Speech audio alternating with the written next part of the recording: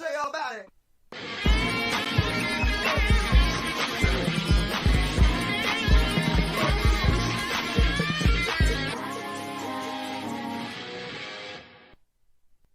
That was real good. That was money, first of all. Let's do another.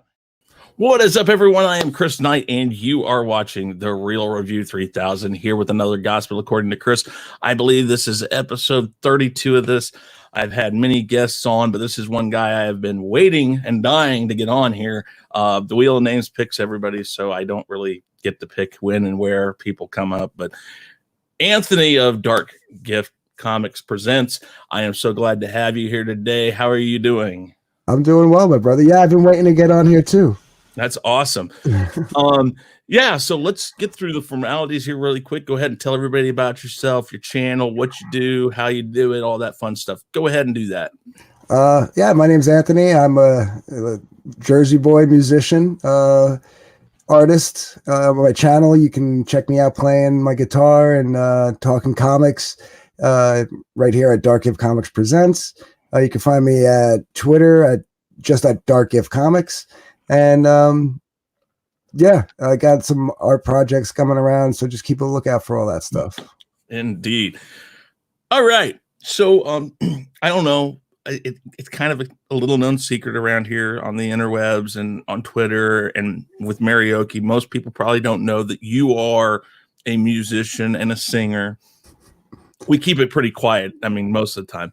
Yeah, but yeah, we're going to talk about music today and what got us started into music. And before we started all this, we talked about it a little bit about every musician can point back to that moment, that thing that grabbed a hold of them. Because I always think that with a musician, with a singer, something in your past had grabbed you. I mean, literally grabs you. And from that point on, you can't do anything but think about music. I want to play it. I want to sing it. I want to be a part of that. I want to do what, growing up for me, Poison, Def Leppard, I watched those live videos and those live shows. And it's like, I want to be up there. I want to be doing that. What got you started? What was it that grabbed you? Well, I always say that there's two types of musicians. The second one is a combination of both, actually. There's the person who likes to do it just because they, they enjoy music. And if they were lucky enough to be able to learn how to play, it's just something that they've done all their life. And then there's the person who decided, this is what, like you said, this is what I want to do with my life. I was lucky enough to be the second one, because the second one usually starts off like the first one. So initially my it was more of a curiosity, like they came around to the elementary school and they were like, hey, you want to learn how to play an instrument, blah blah blah blah blah. And I was like already drawing at that point, and I liked music, and so I was like, yeah, so I argued with my mom too. I wanted to play trumpet, and she was like, no, you're playing saxophone. And I'm like, I want to play trumpet. I was like 8 or 9, she made me play the sax, and it was the best thing she ever did, because that's probably one of the best instruments out there going. It absolutely is. So that's how that kind of started, and then obviously once I started playing it, that's when I was more like, wow, I really like doing this. Like, this isn't just like, let me learn how to play an instrument and then give it up in a year or two. You know what I mean? The turning point for the I want to do this for the rest of my life was when I started, like you said, like I saw which it was a Bon Jovi video. It was off in New Jersey. I don't think it wasn't Bad Medicine. It was the one that Lay Your Hands on Me. It was Lay Your Hands on Me. I saw the Lay Your Hands on Me video, and I was like, I want to learn to play guitar, but then I never did. Like at that moment, I still hadn't learned to play guitar. It wasn't until November Rain, the November Rain video, where Slash comes walking out of the church and he's all in his tuxedo get up, but he comes out into the desert and now he's just in a leather jacket and ripped pair of jeans. and he just starts wailing that guitar solo. I was like, that's it. The next day I went out and I bought a guitar and I said, this is what I'm going to do. Like, I already had the leather jacket and the ripped jeans. I was like, I just needed the guitar. Oh yeah. No, I was brought up with music. My father listened to an old country radio station in town called 610 Country. My parents together would listen to something called 710 AM, which was WHB, which was the oldies station back in the day here in Kansas City. And so I was raised on Beatles and all that stuff. And I loved that to begin with. I mean, I was singing all that stuff really early on. 5th grade came along. I started playing cello. I did that. I always kind of fooled around with guitar. I mean, I've never been the greatest guitar player. I can play some stuff. I just can't play and sing. But what really, really caught me, I mean, I loved the Sinatra stuff. I always liked that. I loved singing. But what really caught me was David Lee Roth and Hot for Teacher. Yeah.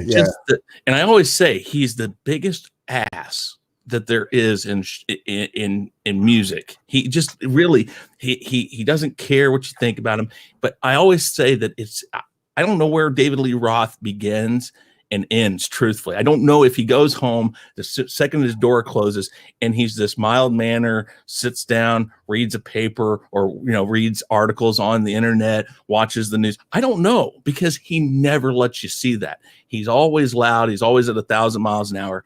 And I saw that. And I'm like, I want to be that guy. I want to be that guy. That was it. I saw that. I mean, and Lay Your Hands on Me. The more that stuff I watched, I'm like, yes, I felt it. Even if it wasn't an actual live concert, when you watched that video, you felt it. I remember my parents coming home sometimes, and I'd had the TV up so darn loud on MTV, and they'd be like, turn it down. And I'm like, but it's so awesome. I mean, yeah, you mean like right around that same time, the Pour Some Sugar video?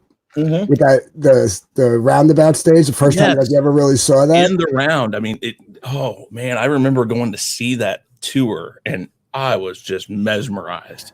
And I remember seeing I don't want to call it a documentary because it was right like after that tour. So it wasn't like, like years and years later, where they talked about how like, the platform that the drummer was on during the drum solo.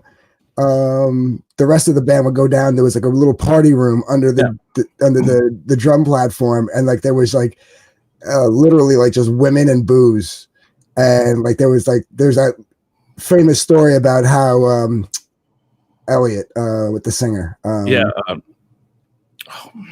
know, something Elliot. I can't remember. Joe Elliott. Yeah, how there was a mother-daughter topless down there, but when he walked in and he wound up hooking up with the both of them. Mm-hmm. That's what I was like, that's it. I gotta get a guitar and I gotta get the girls. Yes. That was it. Because any musician who tells you that made it their career, especially if they're into rock music or stuff like that, that tells you I didn't do it for the women, I did it for the love of music, they're lying. All right, because you might have picked up the guitar, fell in love with music, and then it became a lifelong love. But you wanted it was the image. It was MTV, and that's the thing kids don't understand today is MTV. Yeah, MTV taught us if you play a guitar, if you're a loudmouth singer, and you dress the part, that women will come. It will be there, and that's what I mean. And I mean, now I listen back on all the craziness, I read about it and stuff like that.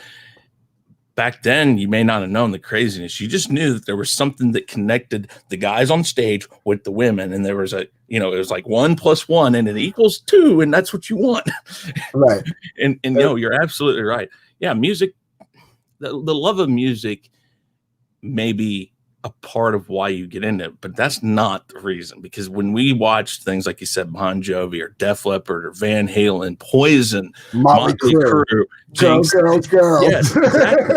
I remember the first time I drove down the Sunset Strip, and I drove by the Seventh Veil, and I saw the sign, girls. I'm like, holy Holy S, it's real. That's what the place that's the name. That's where it came from. It was so cool. I mean, I was probably like 13 when I drove by the thing, but I knew it.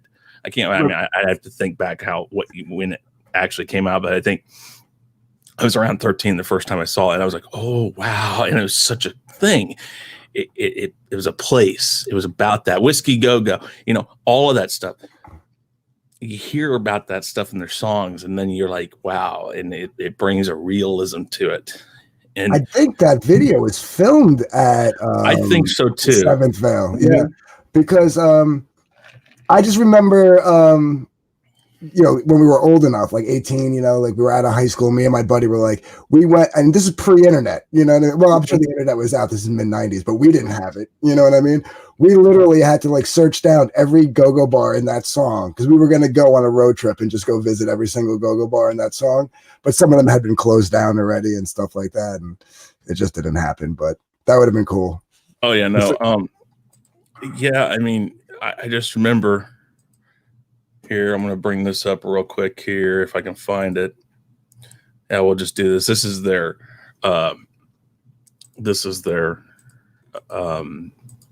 Twitter page. I love the fact that the strip club has a Twitter page. But if you can see it there, it says Seventh Veil Live Nude, and underneath it says girls, girls, girls.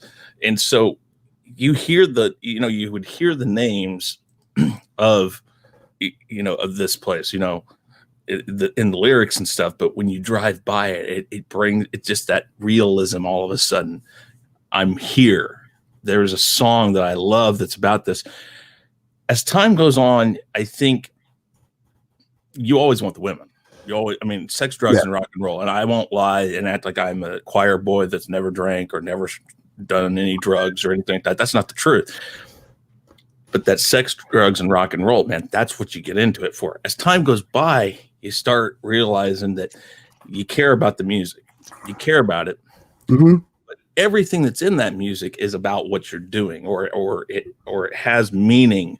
So like Girls, Girls, Girls, well, they went there all the time. It was a part of their life. That's why there's a song about it. And so that's how your music starts developing. And then as time goes on, you're like, yeah, I kind of want to get a little more in depth. I want something different than just the power chords or something like that. I want to expand. And so when did that come for you? When was the first time you realized, holy crap, I care about what this is more than just the image, more than just the fun?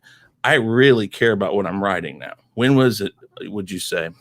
I would have to say, well, I was already into it. Like I was already like rolling out of like the quote unquote hair. I mean, I always liked it. I never got out of it, but for the long, like, it's funny because like you were talking about your parents before, there was always music in my house. My mom, and it's, you'd be like, how did you get into rock and blues? Because my mom was a disco, Motown, Elvis, kind of woman.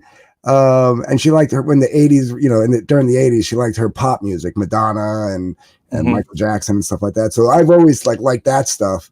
My grandparents, like Sinatra, Dean Martin, Nat King Cole, all that stuff. So I always had that. And I would nobody in my family listened to rock.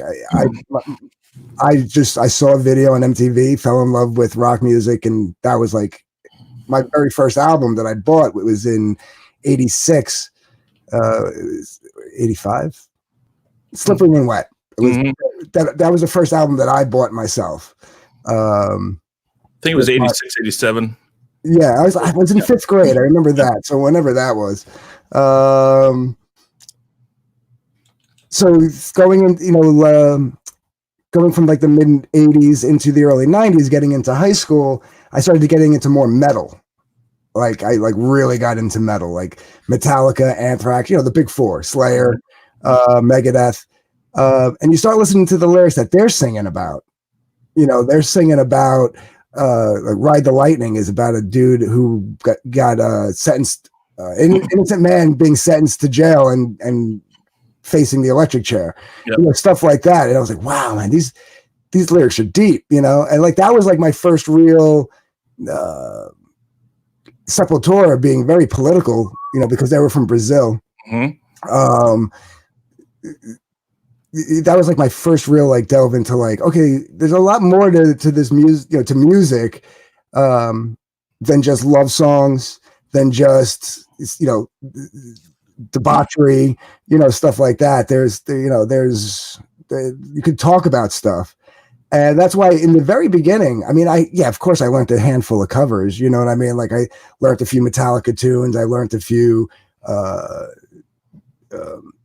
Bon Jovi tunes and stuff like that. But I would say by the time, I picked up the guitar for the first time at 16, by 17, I stopped learning covers and just started writing my own stuff. Yeah. Go ahead. Also right around that time, which was right around like 91, 92, Nirvana, Alice in Chains came out. And like that dark, introspective, put your crap on your sleeve and just belt it out to the world type of thing. Like that. Yeah, that was it for me. And like, it wasn't until about like 98 or 99 where I started actually like teaching myself covers again. I know that. So Sean Stackhouse and I were in a band together. We still talk about going out and redoing a lot of the stuff we did and clean it up and stuff. But I remember the first time that I really was like, I got to write something about this. Like something that moved me was when Kurt Cobain died. And I sat down, I came up with this song that I always said sounded more like STP than Nirvana. And it was pretty much grunge. I mean, it wasn't anything special as far as how it's played or anything. But I wrote it as kind of a tribute to Kurt Cobain. And then as time went on, what's funny is that I never had words for it. I called it Nothing. Absolutely. That was just the title. I was like, it's nothing. And I wrote a lot of lyrics. I was always writing lyrics, and Sean was, doing the guitar. I'd kind of tell him, hey, maybe try this or this, but I was always writing lyrics. But I wrote that song on guitar, and then maybe a year or so later, I was trying to write something like AC/DC. And I write this song. I'm like, but we got to come up with the music for this. And he's like, he starts reading. He's like, well, what about that song you wrote? And so I started putting them together. I'm like, holy crap. I'm like, damn, that works. And it was kind of funny because that was the first song that I really sat down to try to write. And then later on, I had the lyrics. It was just like, okay, maybe I can do this. Maybe I can actually do both and play and, play a song, make a song, and then come up with the lyrics for it. And I just remember it was kind of a moving experience because I mean, looking back on it now, Kurt Cobain dying is just another rock star who died early, and It sucked and all that. But it wasn't as moving as an experience as I felt right then, because that was just the type of music I was into. Was that I'd listened to Nirvana since the Bleach album, and Green Day was even around back then. I was listening to all that stuff. So it was something that moved me. And then as time's gone on, the older you get, I think you have more life experiences and you can build on to those. So that was the thing. But I was probably, I can't remember, that happened in like 94. So I was like 17 or so. But I was writing lyrics, at 13, 14 to tunes in my head, Right. So I don't know. It was always something in me that just, I felt like I had something to say. So that was the outlet that I went to go about it. So when you, and I know Sean's also a musician. Mm-hmm. When you guys write, do you write the music first or do you write the lyrics first? It just depends. Sometimes the way we would do it is that if we were together working on stuff, jamming and stuff, he'd play some chords, he'd be playing along, and I'd be like, wait a minute, hold on, play that again. And I'd get this tune, these lyrics in my head and be like, okay, try this. Okay, let's do this. Let's phrase it. Might get a chorus first. You might get the bridge first. You might get the verse first. It just depended. Sometimes though, I had a notebook of lyrics and I would just write lyrics down every time. I'll be working still, and just be like, oh, I got this lyric. I just out of nowhere, I'll be walking down the da, da, da, da, oh wait, I like how that sounds. Just the lyrics. And I'll be like, so I'll write it down. But I'm singing it in my head to a certain tune already. I already have something in mind. So I'll write it down on a piece of paper anywhere. I'll just go down, and the next thing you know, here it is. I mean, I still got 2 or 3 songs on my phone from a couple months ago that I did. I was like, okay. And then sometimes when he'd be by himself at his house or something, he'd do these songs. He'd come up with these, keyboard songs or the guitar riff and something like that. And I would write them. It was all kind of an organic thing. It just depended on the situation, the moment, and all that. I don't think we ever really looked at, we got to write the song first and then the lyrics will come, or we have to do the lyrics and we'll write the song to it. It was a mix of all of it. Yeah, for me, there's times where I've written lyrics, like you said, I actually have a notebook full of lyrics also. I haven't written lyrics in forever. I haven't written a new song in forever. It's just, I'll get into that in a minute, but for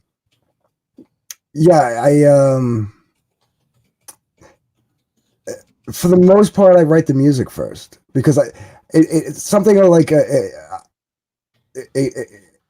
invoke a feeling in me. Like I'll see something there or something in my life or whatever, and the first thing I hear is music. I don't hear lyrics. So I'll pick up my guitar, sit at the piano, and I'll start, trying to express that feeling that I got. And then later on, I will try to go back and either write lyrics specifically for that particular moment, or something that's relatable to the same feeling, So I might write a love song, but I saw like, I was having financial problems, but you know what I mean? But like losing money, I'll like turn it into like losing a loved one or something. You know what I mean? Like, so sometimes I write the lyrics first. Like I'll have like a really good idea, like something just pop in my head, and then I'm like, okay, now I got to figure out what kind of, is this going to be a fast song, a slow song? And then I got to figure out how I'm going to do the music. So the hardest thing for me is that with as many different genres as I grew up with, I'll write something and I immediately I'll be like, no, this is going to be country. This is kind of a country tune. This is like an old Waylon song. I mean, and I can't get off of that. It's just, it just, that's it. It comes up that way. For me, like I said, if it is the music first, it's rare for me, but that's because I'm more of a singer. I'm more of a lyricist. Right. Now, Sean, on the other hand, I think would say more often than not, it's music first for him if he's doing it on his own. And then the band he was in after the band we started, I'm not sure how they did it. I know that their singer played a lot of guitar also, so I'm not sure how all of their songs came about. But I think with us, it was always just a mixed bag. It depended. I remember the first major thing him and I ever did together was a talent show. He wanted to do Wanted Dead or Alive. I was going to do, I think it was my sophomore year, this talent show, and I was going to do it with another guitarist doing Hotel California. I did something stupid, got kicked out of school, and so I wasn't able to do it. So it came around to Sean's senior year. I was already graduating. He says, "Hey man, you want to come and do this?" I was like, "Hell yeah!" And he's like, "Well, yeah, but I don't know how to play Wanted Dead or Alive." My advice to him, and what I always found worked for me learning songs, was, well, lock yourself in your room over the weekend and don't do anything but play that song. Monday came around. He's like, "Dude, I got it." I'm like, "There you go." Right. So we did that song, and we came in second. Nice. To somebody who sang over the lyrics to Mulan, the changes or colors of the wind, or whatever this main song was to the cartoon Mulan. Mm-hmm.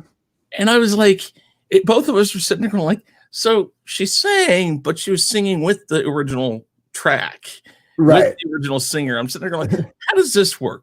He played guitar, I sang. We didn't have any backing track or anything. I'm like, how does that work?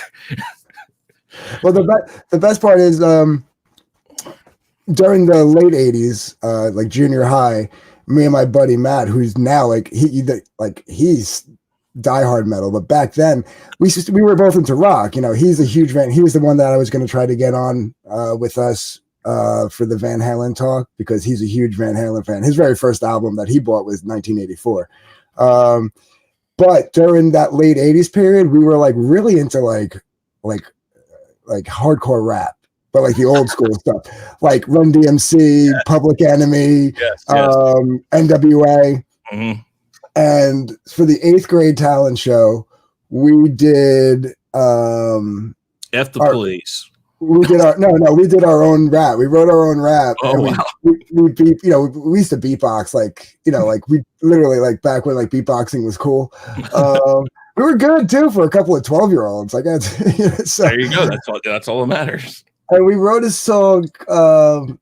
Beastie Boys was another one that we loved. The first few. I mean, I still like Beastie Boys when they got more. I like the fact that they like got very diverse with their music, but like my favorite 2 albums are License to Kill and License to Ill and Paul's Boutique. Yes. And our style was like in the Beastie Boys style. And we did a song about, we write a song about not doing drugs, because this was right when like Dare came out, so we wore like our Dare t-shirts, and we got these matching like pleather pant, like these like parachute pant, like Run DMC style pants, and Adidas and everything. And we wrote a song about not doing drugs, and won. And then the next year we were in high school and we're like, want to smoke pot? Oh yeah, no. Oh yeah. Here's a little story I'd like to tell about 3 bad brothers you know so well. I love like all way back in history with Ad Rock, MCA, and me, Mikey. Yes, no. I love, man. Even looking back, Run DMC was awesome because, I mean, let's be honest. Run DMC is the reason why Aerosmith is still relevant today, because they wanted to do Walk This Way, and they brought Joe and Steven. Yeah, Joe Perry Joe Perry and Steven Tyler in to do that, and it blew back up, and that's where we got Permanent Vacation, Pump. It went from there. I mean, that's what brought Aerosmith back and relevant. And but like Comic Chat is saying in the chat, he's like just listing off. I know. Sabotage, Fight for Your Right. Fight for Your Right brought Slayer back into the scene in the 80s, because that was Kerry King playing guitar on that track. And then like Tricky, it's tricky to rock around that's right on time. It's tricky. Raising Hell, it was like but Run DMC and the Beastie Boys were that perfect combination of kind of throwing rock at it, but rapping.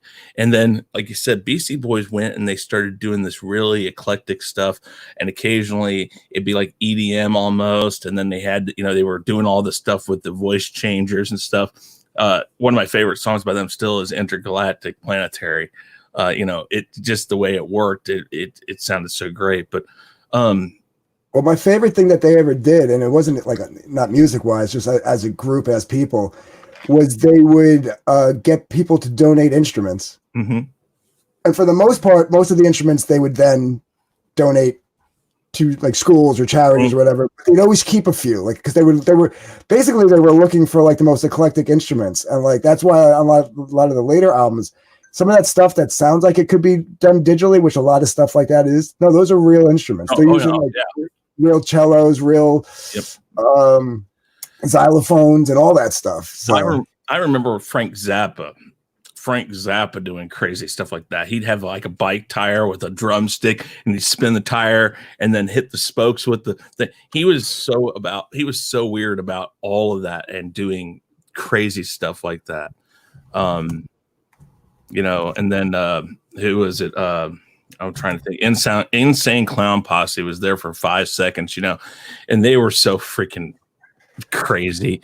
But I was really big into that early rap R&B scene, and then it transferred over to, you know, like Dr. Dre and, you know, when like,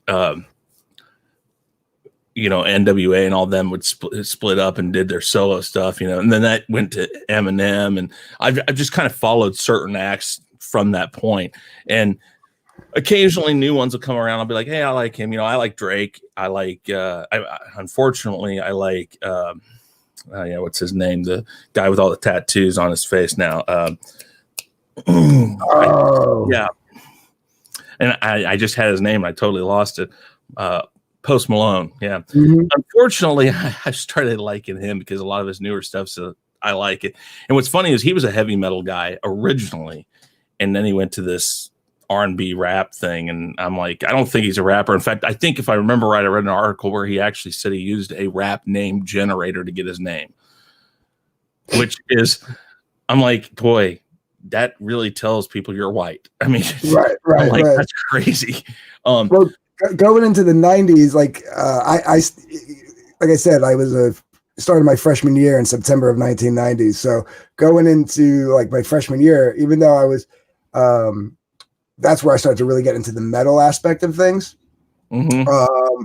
But I was coming off of that rap and hip hop. Like, you know, you had like MC Hammer, Vanilla. Yeah, I'm going to say it, Vanilla Ice. Yeah, right. You know. You had CNC Music Factory.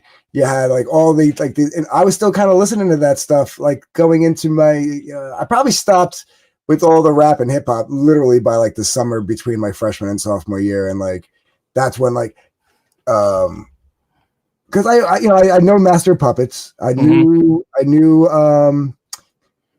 Injustice for All. I knew that there were album, you know, Kill 'Em All and Ride the Lightning were out there, and I knew I heard them here and there, but it wasn't until like somebody sat me down my freshman year and like put on Kill 'Em All, and we played it all the way through. We played both sides, if that dates how old we are, you know, front to back, so to speak, with the cassette tape, auto reverse. So, and that's when, yeah, sophomore year on, it was all about metal and rock.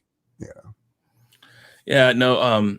See, so I started DJing when I was 14. So that's when my eclectic side of music took hold, and I started learning to listen to everything. Keep up with country, keep up with rock, keep up with, you know, what was rap back then, which was a lot, like I said, CNC Music Factory, the stuff that would get people up and dance. And back then, though, you know, you could still play GNR at a party and people would dance to it, you know, like, you know, Patience and stuff like that. But, you know, nowadays, increasingly more and more, it's hard to find rock songs that people want to dance to. Mm-hmm. You know, I think that's a sad thing because, I mean, rocks, you know, there's still great rock songs out there to dance to. But I started really getting in the eclectic side of things, REM, you know, CNC, Dr. Dre, you know, Nirvana. I was all over the place. And so as time went on and the more I got into that, the more I was like, I hate program radio. That's about the time probably about 16 or 17, I just absolutely hated listening to program radio. We have a local rock jock here in Kansas City called Johnny Dare. A lot of people know who he is. He's done voiceovers for shows and stuff like that. But Johnny Dare has a show, and they play about 10 songs during the 4 hours. That's about it, because it's mostly talk, you know, shock news, things like that. That was about the only program radio I listened to because I was listening to him. I interned with him for a little bit, and so that was what I listened to. But outside of that, I had a CD player in my truck like almost immediately. You know, back when they were $400 or $500, you know, to buy a CD player. Then, you know, they had the removable face. The first removable anything I had that was a car stereo was a full-on removable stereo. That you pull the handle and the whole thing comes out. Came out, and it was a tape player. That was the first one I ever had in the car. And it was, I think back on that thing, I was like, oh my God, who ever thought that was going to catch on? That you take the whole damn thing and walk away with it. I'm going to go to the store. I'm just going to pull my stereo out. Well, it was a hassle because you'd have to like pull it out, and then if you didn't want to carry it around, Exactly. You had to go around, pop your trunk, throw it in your trunk, and hope nobody saw you do that. Not only that, but you learned really early on that if you put it in your truck and it was the middle of summer, it was 110 degrees outside, the wiring in it and the tape head in it would fry if you put it back in your trunk because it got so damn hot back there. Yep. Oh, it's funny. If you want to talk about the first, like, rock band doing rap, Tommy brings up Anthrax on the Man, which actually predates Run DMC. Attack of the Killer Bees. Oh no, I think he's referring to the first, the original On the Man, which came out in 83 or 84. But Attack of the Killer Bees came out in 91, where they kind of added the hip hop feel to it. Yeah. Mm-hmm. But then they did Bring the Noise with Public Enemy, which that's my favorite version of that song. No, dude, Anthrax was awesome. I don't know. There was a lot of that. I think, a lot of people talk about, the collaboration side of things today. I'm like, back then it was such a cool thing because a lot of those heavy metal bands and bands that were more metal would do collaborations with hip hop artists. Well, remember Slam with Onyx and Biohazard? Yeah. Well, the Chemical Brothers were kind of that mix of, they were mixers that they took a bunch of stuff and mixed beats and stuff together, but it had that raw, edgy, heavy metal feel at times. I think they did the whole Spawn, the soundtrack to the movie. I think they did that whole thing, and it was just it was heavy metal with that hip hop beat to it, that kind of like almost like Mortal Kombat was. Mortal Kombat was kind of a real edgy, beat-driven music, and I got into that just because I was like, man, this is like get up and stay up all night. It felt it was that rock thing. It was like, F the world. I want to be up all damn night. I'm gonna party, and when it turns 8 o'clock and that sun comes up, I'm gonna crawl in a dark hole someplace and disappear. Well, it's funny because, in the late 90s, you had like those bands, you had Limp Bizkit come out and a couple of other of those, I guess they call it new metal, the hip hop metal bands or whatever. Yeah. I would say the best one I think that came out was Linkin Park. Out of that, I mean, I'll listen to a few Limp Bizkit tunes if I'm, got a buzz going and it comes on the jukebox and I'll sing along. But I don't think I've ever owned a Limp Bizkit album. But I think I have almost every Linkin Park album. I loved Linkin Park. Linkin Park was like I felt a smarter Limp Bizkit. It was like it had more feeling behind it. It wasn't just hookers and hoes type stuff that I think Limp Bizkit was just a 5-year-old ranting. Did you ever listen to Reanimation? Yeah, a little bit of that. I like that one a lot. The reimagining of the first album. I think it had I really like Reanimation. No, and I think the best thing that Fred Durst ever did was that commercial not too long ago for CarMax. I don't know if you guys have CarMax up there. Yeah, but I didn't see the commercial. Well, go look it up. Go look up Fred Durst CarMax commercial. So what it is this like soccer mom in this 4-door coupe or something with her daughter in the back. Actually, you know what? I'll probably get busted for this, but we're going to watch part of it. Pull it up. If anybody out there who knows me, my planks down now, I have a very bluesy influence to my sound, and it's funny because, like I said, like during the early to mid 90s, I was metal all the way, metal, and my only exposure to any type of blues at the time was Guns N' Roses, with Slash. That was the bluesiest I got, and Jerry Cantrell also from Alice in Chains. Yeah. But that was about it. And somebody said, "You've never listened to Stevie Ray Vaughan?" And they put on a Stevie Ray Vaughan album, and that was it. And then I found Johnny Lang and Kenny Wayne Shepherd in the late 90s. And then my writing style changed to a point where my band broke up. I was just doing open mic nights and with an acoustic guitar. And I was, playing like, that's when I started to really learn a lot more covers. And I was doing like all the old 80s tunes. Every Rose Has a Thorn, Patience, all that stuff.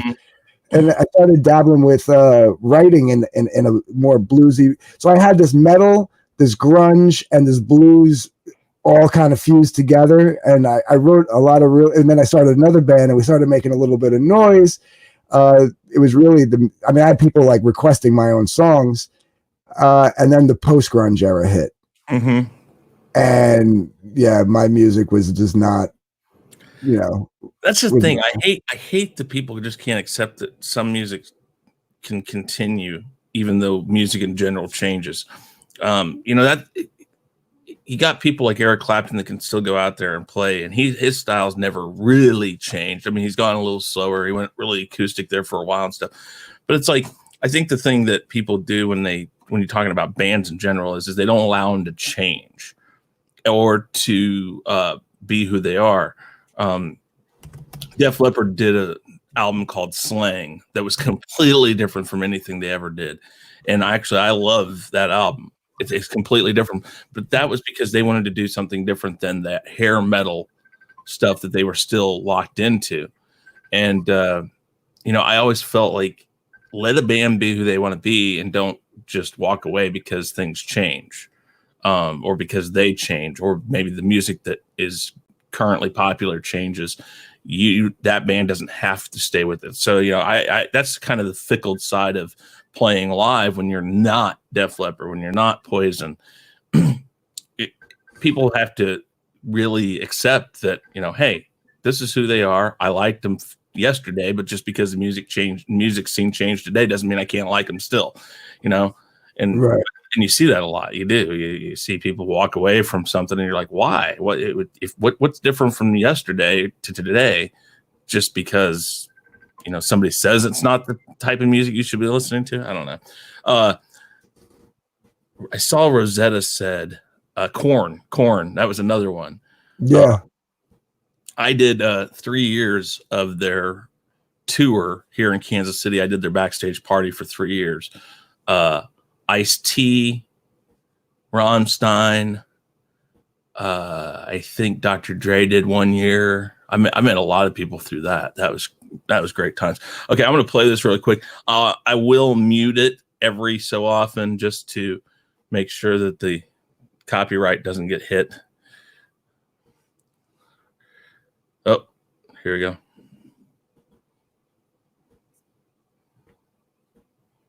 I don't think you shared the audio. Oh yeah, hold on. Yeah, you're right.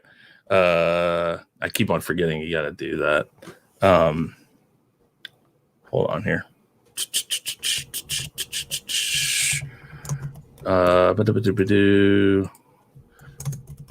Yeah, I forget on this. You have to share the music. Let's try this again. Can you hear that? Yeah. Okay. You'd do anything to get rid of this car. But who'd buy it with a CD changer that's stuck playing Limp Bizkit over and over and over? This the little girl.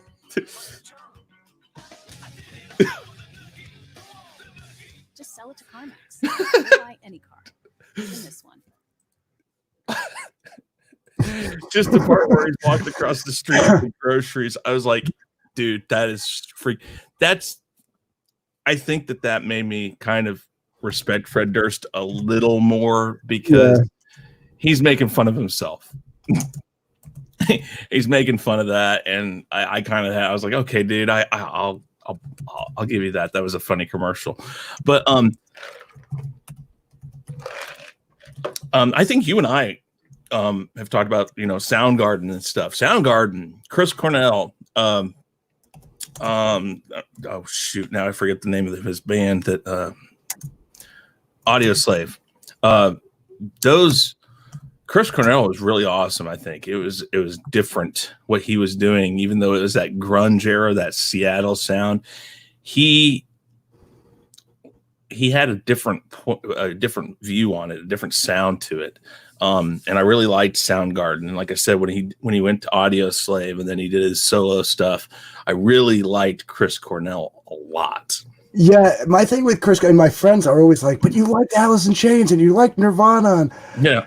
I was not a huge Soundgarden fan. I loved Chris Cornell's voice, and I love Temple of the Dog. Mhm. There's a few Soundgarden tunes that when they came on, I would pump it up, but I mostly liked his solo stuff.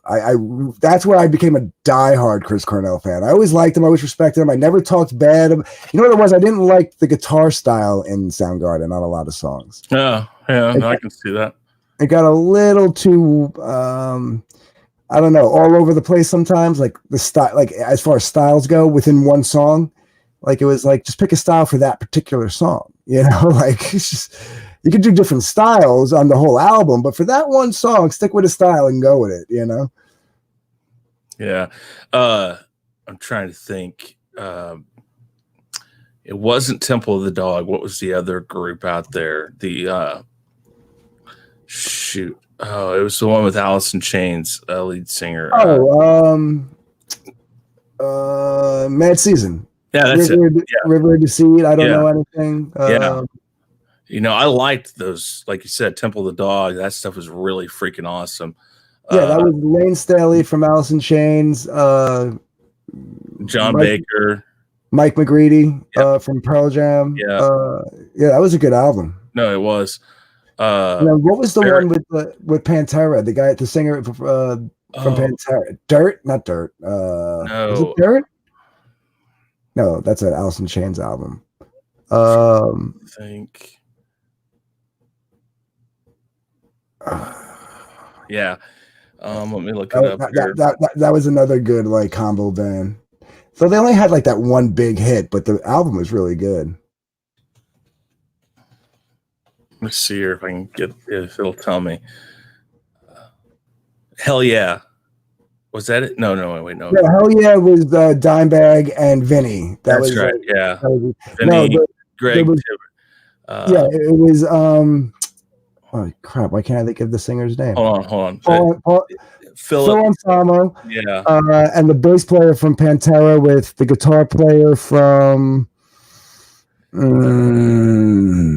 Corrosion of Conformity, I think. Down. That was it. Yeah. You know, Corrosion of Conformity, man. That was another good one, man. Mm-hmm. I just liked that it was like it was current music, but it was like a mishmash of a bunch of different stuff, and I don't know, it's just different. It was all different, but because you had all these people from these other groups. I mean, the 90s came up with some awesome super groups. You don't see them too much anymore. 70s kind of had some, 80s kind of had some, but I think the 90s really, that collaboration of all those different sounds being shoved together.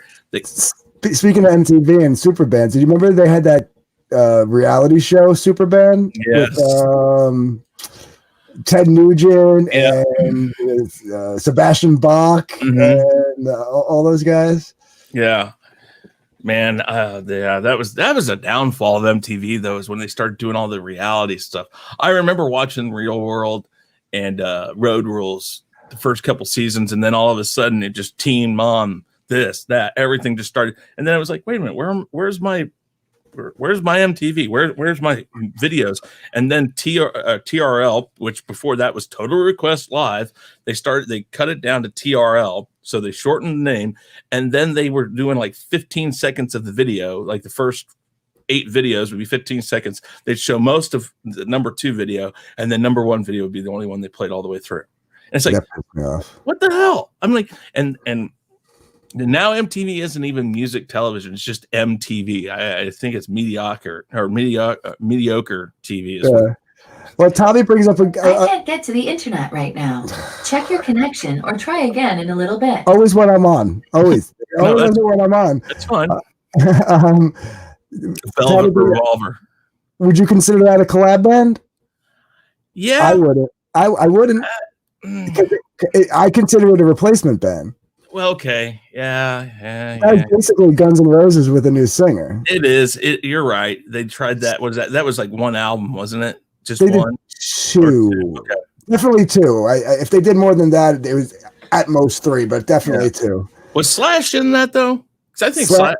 It was Slash, Duff, Matt Soren, which was the second drummer from Guns N' Roses, and the only other, well, I guess, maybe you can consider it a collab band because the rhythm guitar player was a different dude. It wasn't one of the original guitar. Yeah, but you know that's like saying that when they brought Vivian Campbell into Def Leppard, that became a whole new group. It didn't. It's just circumstances, you know. I guess you got a point there. It's not technically a collaboration. It's just like Creed becoming Alter Bridge. They just swapped out a singer, you know. So no, that's true too. Collaborations like Chicken Foot with Chicken Foot. Love Chicken Foot. As soon as so I love, and we've had this conversation. You're a Sammy guy. I'm a Dave guy, but I love Van Halen in general. Right. I just grew up with Sammy as a solo artist, so it was always like, okay, it's Van Hagar now. And I grew up with Van Halen with David Lee Roth. We've been through this conversation before. If we were in high school and I heard you say Van Hagar, I would have started a fight with you. Well, I would have never actually called it that because I still called it Van Halen. It just Van Hagar sounds better because it describes more what it was. It was Sammy Hagar bringing his style of music to Van Halen. Because let's be honest, Sammy wrote hits. He had that knack of just really cool, clean sounding rock that was really loud and at you. And he did when he came in and started more mature. Yeah, exactly. And that's what changed. Even I'm sorry to cut you, but even when it was immature, like when he was singing, like it was always like very like nuanced, like poetic. Like you had to really listen to the lyrics to know he was talking about like just hardcore sex. Yeah. But it was like a mature sound. It was the same thing when they got rid of Joey, whatever the hell his last name is, from Anthrax, and they got John Bush. Yeah. You know, Sound of White Noise is probably their most mature sounding album that they ever made. And it's actually probably my favorite. But even though I love all the old Anthrax, I mean, I love all. Yeah. But I guess also because Sound of White Noise came out right when I got my driver's license. I got my first car. It was on like, again, auto reverse in the tape deck in my car. But I mean, Sammy brought like a more mature sound to I don't know about sound, but you know, more a maturity level to the way the songs came out, I should say. Yeah, and you know, I always liked both of them. I was a big fan of it, anyways. But so when Michael Anthony left the band and went to play with Sammy, and then they announced Chickenfoot, I was like, "Oh, dude, this is just freaking!" I was sold before I even heard anything. Who was the drummer with that? What was that? Who was the drummer with that band? Was that Matt Soren? I think so. Hold on. And it's Joe Satriani on guitar, right? Yep. Drummer Chad Smith. Chili Peppers. Yeah, Chili Peppers. So, you know, but just, I don't know, that band, I think they're still, I want to say they're still doing stuff occasionally. I don't know. I had to, let me see here. They did what, 3 albums, I think? Yeah, I think they did 3 albums. Okay, so they took a 4-year hiatus. They did 2008 to 2012. Took a 4-year hiatus, and they're 2016 to present. So their first Soulfly. Yeah, Who was Soulfly? Soulfly. This sounds familiar. It does. Hold on. Was that the? That wasn't the guys from Sepultura, was it? Yep. Max Cavalera. Mark Rizzo. David Elfson. Let's see who else. Right, that was when he left the band because he had the falling out. What do I think about Ministry? I like like 2 handfuls of their songs. Some of the stuff gets a little out there for me, but yeah, I mean, when I first heard New World Order, I was hooked on them. You know, like that song came out, and I was like, okay, I like this band. And then some of the stuff got a little weird for me. When they came out, I was more into goth stuff, like Typo Negative, like the original goth stuff. I like Typo and Yeah, and then I even got into like some of the like what I would call like the new goth, like the Korn after the first two albums when they started to get a little more into that realm, Marilyn Manson, stuff like that. So yeah, I was kind of going with more of that stuff right around when Ministry, when I got introduced to Ministry. Yeah, She Wants Revenge. I remember that band. I kind of called that like new goth. Tear You Apart. I'm not talking about the emo goth stuff. Yeah, I know. I kind of got into a little bit of that, but I got into like the no names. Like there was a record label, I don't even know if they're still around, called Project. It was Projekt. They did a lot of that more emo style goth music, but it was really cool. I got into black metal in like the mid 90s, like I'm drawing a blank because I'm on medication. But I got into a few of the black, early black metal stuff for a little while when I was living out in Philly, going to art school out there. What about something like Concrete Blonde? Concrete Blonde. Yeah, that was like a band that like I had a couple of friends that liked them, so I listened to them, but I never bought an album. there was only two songs really that they were known for. One was Bloodletting, and then the other one was Joey. And I always thought that they sounded kind of like a precursor to goth. They were a female rock band that was in between Heart and Lizzie Hale, like Hailstorm. It was that. I mean, it's a lot older than Hailstorm, but it was kind of like that mix between the two. Heart was rock, but they had a softer voice about them. And Concrete Blonde, the lead singer, the chick that was lead singer, she had a much grittier voice and a little harder edge to it. And I love Hailstorm, though. Lizzie Hale, man. That girl can take an old song from Heart or just about anybody and just tune it and turn it into her own damn thing. And it's a gem. She's covered Guns N' Roses. I know. It's Out to Get Me. Yeah. She pulls off a great Out to Get Me. Yeah, no. What do you think of like Jack White? I hate Jack White. You hate Jack White. See, it's either a love or a hate thing. And so I think I put it up there with like Smashing Pumpkins. You either like Billy Corgan or you don't. That's the thing. Smashing Pumpkins was another one of those bands where they were one of those bands like Rush for me, where I loved the band, I loved the music, could not stand the vocals. I'd literally I would literally listen to like the songs that really caught my ear music wise. I'd literally like listen to like the first like 3 minutes of the song and then skip it because like I just couldn't deal with the vocals anymore because their voice is. And Jack White is one of those guys for me. Although I heard him do, what the hell was I watching? Oh, it was a great documentary. They were doing folk music, and he was sitting in with a bunch of other different, like the dude from Mumford and Sons. Was it the New Basement Tapes? No, it was called. I'll look it up and I'll tell you about it. I'm not going to do it now, but I actually have a few recordings from it, and it was. I just don't feel like searching for it. No, I understand.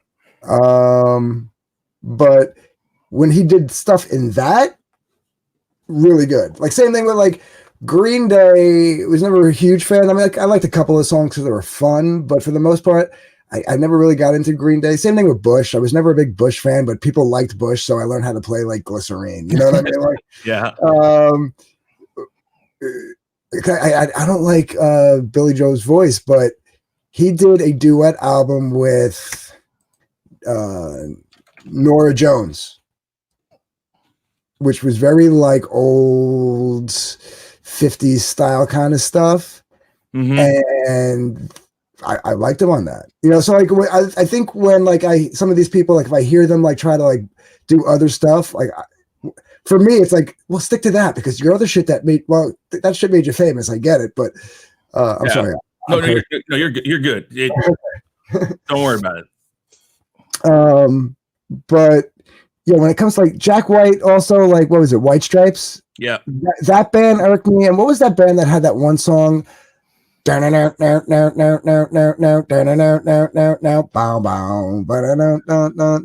as no surprise to me. I am my worst enemy, my worst enemy, my worst enemy. Yeah, that song, that band, because of that song and White Stripes and Jack White and Lit. Yeah. They pissed me off so bad because here I am trying to write like this epic tune, right? And they're out there making millions of dollars on. I'm like, I liked Jack White with the Raconteurs and some of his offbeat stuff. But yeah, it was always that dum ba bum ba dum ba dum bum bum ba dum ba dum. It was just rinse, wash, repeat type stuff. And you were just talking about Bush. My favorite Bush album was actually their second one. I think it was Razor Blade Suitcase, which had a bunch of remixes on it, if I remember right. It was they had a great song on the Crow 2 City of Angels soundtrack. I'll give them that. Yeah. The song they had on that soundtrack was really good. I'll give them that. But I had 16 Stone. Tons of people had 16 Stone. But when Razor Blade Suitcase came out, it was like, let me look that up. Did you like Nickelback? It's fun. I only like Nickelback's like raunchier tunes, like they're funnier too. When they get serious, I don't like them.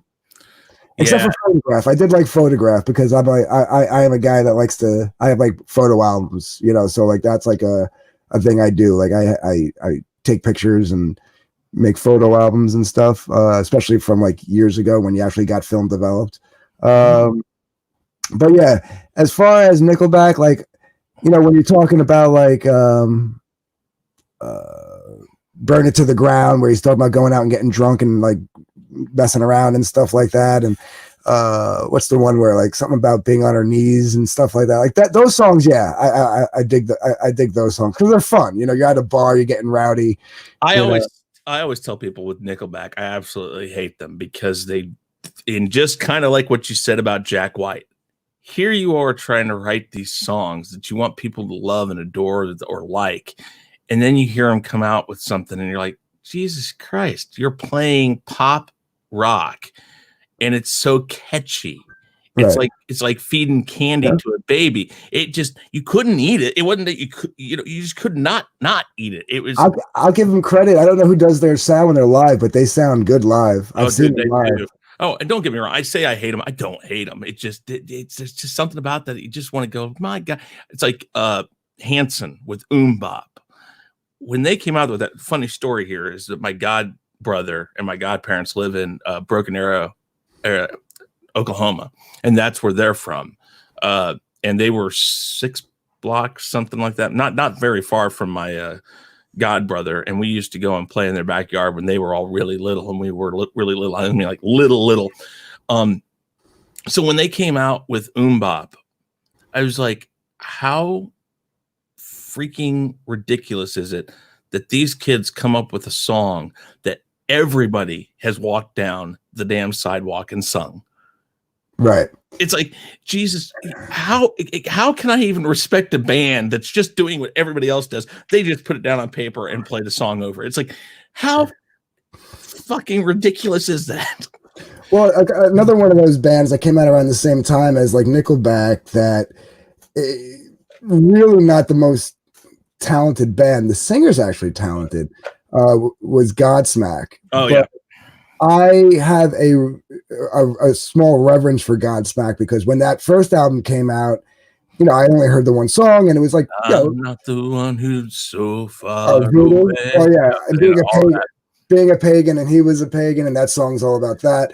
But what you call it? That when that first song, like I forget what it's called. Whatever, Keep Away From Me. Yeah. That song came out, and that was a good, because that was like nice angry tune. You could friggin', you had a bad day, you heard that song on the radio, you cranked it up, and you're like, yeah, keep away from me, When me and my buddy took a road trip down to Mardi Gras, we drove from Jersey to Louisiana.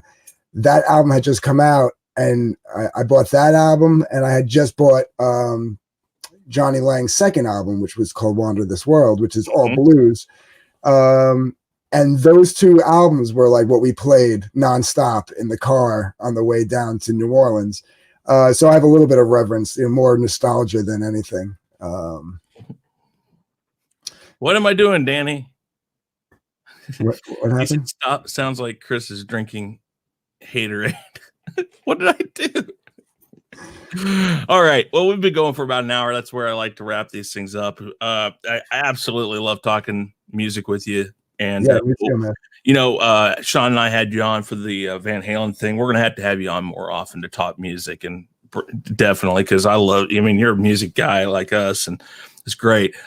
Really quick, why don't you tell everybody where they can find you again and all that? I'll do my spiel about my giveaway, and we'll go to the Wheel of Names, then we'll wrap it up. But go ahead and tell everybody what you need to tell them. You can find me down here at DarkGift Comics Presents. I don't have the presents there, though, on YouTube. But yeah, Han put the link out for me. You can check me out playing my guitar, singing some tunes. I do some live streams where I play and take requests. And you can find me on Twitter, where I'm talking about comics and fighting SJWs and stuff like that. So Anthony's information is down below in the details of this video. Don't forget to catch him on Marioki, on Name That Tune. He writes for chaoscentral.com. He does a lot of that stuff. He draws. Just check him out. Excellent guy. You do all sorts of stuff. You're kind of like me. You're kind of everywhere. I'm a Renaissance man. Yeah, walk around, walk into a conversation, be like, "Hey, yeah, I got an opinion on that. I could talk about that." I do have another music review finally coming out for Chaos Central. Now that you mentioned it, I just got to wrap up this Ashcan thing, man, and then once I'm going to. It's actually the follow-up album to the album I did last time, that Celtic rock chick Leia. Mm-hmm. I got her second album. Well, technically like her sixth, but it's her second professionally done studio album. And it's really good. So I'm going to do a review on that. How about this? We're going to do something really quick. So Jared Hankins is in the chat, and he said, "What? No jam session?" So let's do this. I'm going to talk about this real quick. We'll spin this wheel, and I want you to play a song to finish this up at. All right. Yeah. All right. So you do that, I'll hook up the guitar. Cool. All right. So guys, this is what I'm going to talk about right now. This is the 3 original novelizations of the Star Wars series. Star Wars, of course, is not A New Hope. This is from 1978, just barely a year after the movie came out. Empire Strikes Back and Revenge of the Jedi books are first edition copies. This is a 7th special edition or the 12th edition. I don't know which. Check out my Twitter at chrisknight5150.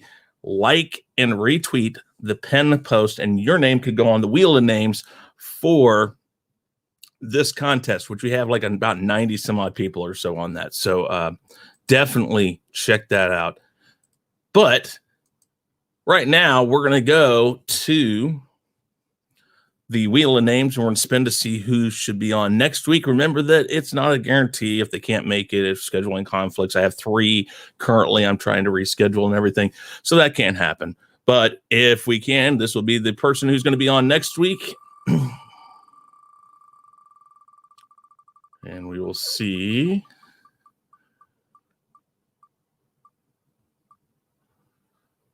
Well, it looks like it's Drunk 3PO. He has been on this. Drunk has been on this wheel from the very, very beginning. So that's an excellent thing. I'm so glad that he has been picked finally. If I can get him on, as you know, again, he is a very, very busy person. So we will see if we can get him on as soon as possible. And we will work on that. And we'll let you know in the on our Twitter at chrisknight5150. We'll let you know if he's able to do it next week. If not, we'll figure it out. Maybe we'll have you back, Anthony, if you're free next Monday. If Drunk can't do it, Drunk just got picked by the Wheel of Names, but Drunk's a very busy person. So we'll see if he's not available next week. Maybe you, Sean, and I can do a Gospel According to Chris, and we'll pick out a band, an album, something like that. We'll talk about it. Perfect. So, all right. So, Jared, you don't need to feel cheated anymore. I'm going to let Anthony. Actually, I'm not going to let Anthony do anything. Anthony's going to do it because he's such an awesome guy. But yeah. So Anthony, you got a song? Go ahead and play it, and then we'll do our outro. So go right ahead. All right, cool. I've been battling a head cold, so I'm going to do something a little mellow. That's not too strenuous. I'll do a little Matchbox 20 or something like that. Oh, I'm a little out of two. Shit. That happens. Give me a sec.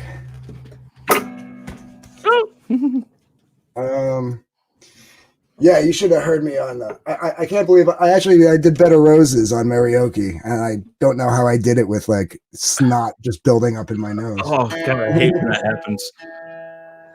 But yeah, it actually did well. I was scared because I didn't want to miss it because it was Valentine's. But yeah, I was scared. I did a couple of more mellower tunes. It was the first time we actually had a repeat song on because Tom stole my closer and I did it anyway. Oh, what was your closer? I did a rendition of I Will Always Love You. Oh yeah, I remember you saying that. Yeah, no, that's cool. One of these days I'll be able to get back on. I've been busy the past 2 times you guys have done it, and I love doing it with all you guys. Yeah, I'm good. You said you can't play and sing at the same time. Yeah. I might start doing an open mic night on my channel. Cool. Anytime. I can do Every Rose Has Its Thorn, but I can't really do the strum pattern right. I can pull that off.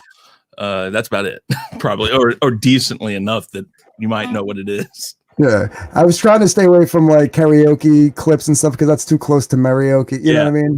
Yeah, for sure. But yeah, we'll talk about that more later. Sure. Can you hear that?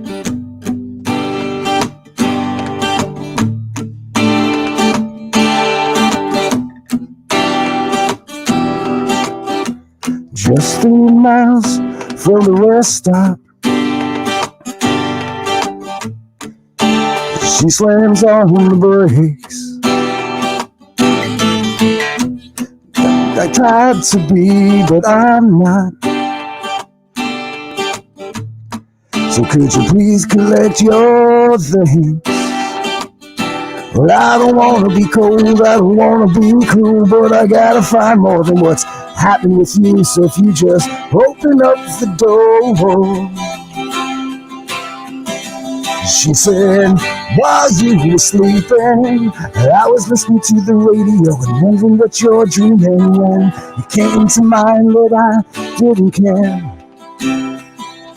I thought, hell, if it's over, well, I had better end it quicker. I could lose my nerve. Are you listening? Can you hear me? Have you forgotten?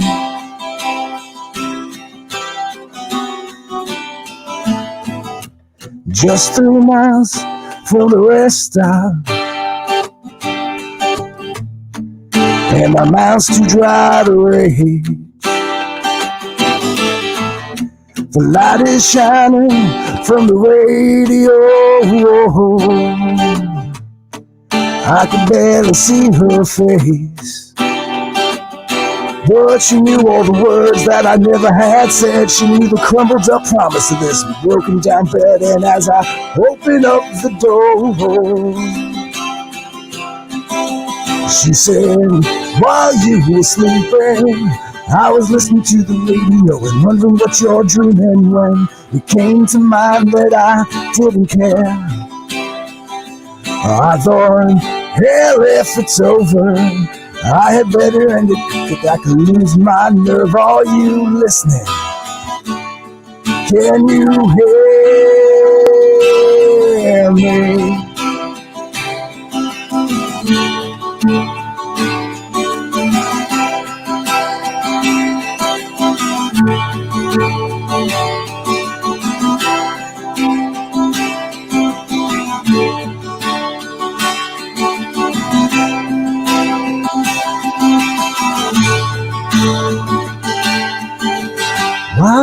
were sleeping, I was listening to the radio and wondering what you're dreaming when it came to mind that I didn't care. I thought, hell, if it's over, I had better end it quicker. I could lose all my nerve. Are you listening? Can you hear me while you were sleeping? Well, I was listening to the radio and wondering what you're dreaming when it came to mind that I didn't care. Well, if it's over, well, I had better end it quicker. I can lose all my nerve. Are you listening? Can you hear me?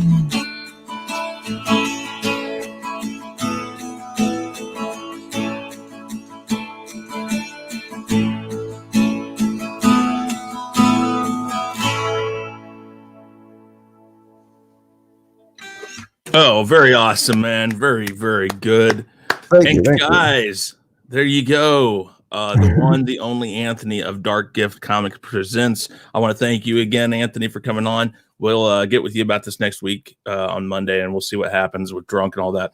But if not, I will definitely have you back on. We'll work something out. Perfect. Guys, thank you for watching tonight. And with that said, I'll be over on Comic Chat tonight with Danny, Sean, and a few others, where we'll be discussing some Star Wars related stuff. And you've got a big announcement over there, actually. So check that out later on.